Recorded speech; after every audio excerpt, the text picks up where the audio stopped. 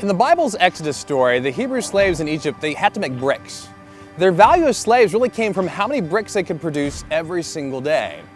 Now, when they were taken out of slavery, they lost a sense of who they were.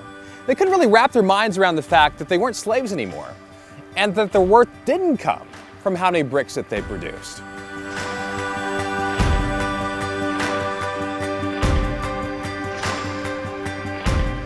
You know, the Exodus story, I think it's really our story. We all have a little bit of Egypt in us. We've all been slaves to our performance. Our culture teaches us that our value is based on how much money we make, how big our house is, how many hours we put in at work, or how successful our children are. And I think that pressure to keep up, it just leaves us exhausted. Even when we're taking a break, it's hard to enjoy the moment. We feel guilty about not being productive, and we've got a hard time letting go. But what if? What if our value really doesn't come from how much we work? I like the Bible verse in Matthew 6:26. It says, "Look at the birds. They don't plant or harvest or store food in barns, for your heavenly Father feeds them.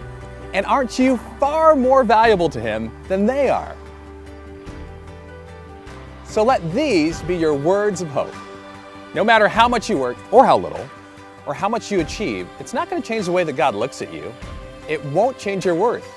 You're God's creation, right down to the number of hairs on your head. You're created to be a human being, not a human doing. May you take a moment today to step back, to slow down, and breathe. Put aside your bricks and take a walk, ride a bike, play a game, dance to the music, or spend time doing nothing at all, and doing it guilt-free.